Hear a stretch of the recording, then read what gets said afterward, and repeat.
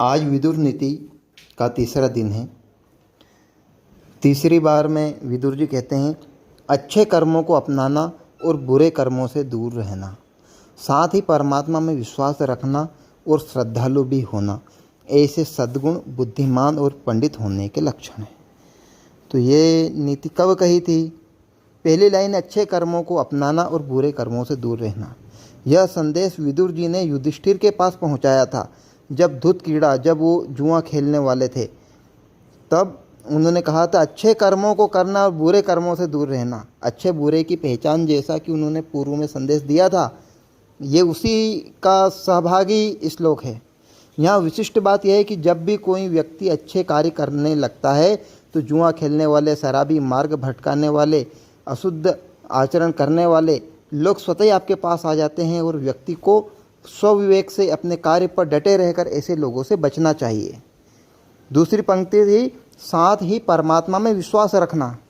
यहाँ युधिष्ठिर जी कहते हैं कि तुम भगवान में विश्वास रखना, क्योंकि वही हर प्रकार की समस्याओं से तुम्हें निकाल सकते हैं।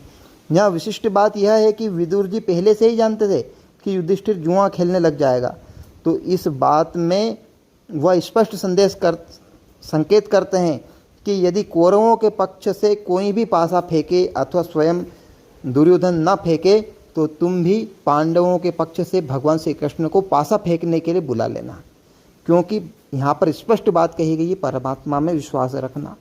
तीसरा, श्रद्धालु भी होना। यहाँ युधिष्ठिर जी से कहते हैं कि तुम भगवान में श्रद्धा बनाए रखना, समस्याओं में तुम उनको भूल मत जाना, क्योंकि तुम्हें ऐसा लगेगा कि ये जुए सट्टे जैसी चीज़ों में भगवान को कैसे बुलाऊं। तो ऐसा नहीं है। यहाँ विशिष्ट बात यह है कि विदुर जी पहले से ही जानते थे कि युधिष्ठिर जुआ खेलने लग जाएंगे और ऐन वक्त पर भगवान को याद नहीं करेंगे, इसलिए वह स्मरण कराने के लिए बोलते हैं कि क्या तुम जुआ खेलते समय भी भगवान को सहयोगी कर सकते हो। इस बात में संशय उनके मन में था, इसलिए महाराज विदुर जी कहते हैं कि भगवान में श्रद्धा बनाए रखना। चौथा है, ऐसे सद्गुण बुद्धिमान और पंडित होने के लक्षण है। यहाँ युधिष्ठिर जी से जो बात कहते हैं कि पंडित होने के अथवा विद्वान होने के लक्षण क्या है, तो यह है कि तुम भगवान में श्रद्धा बनाए रखना। जो व्यक्ति सुख और दुख दोनों में भगवान को ना भूले वही व्यक्ति पंडित है और वही व्यक्ति महान है।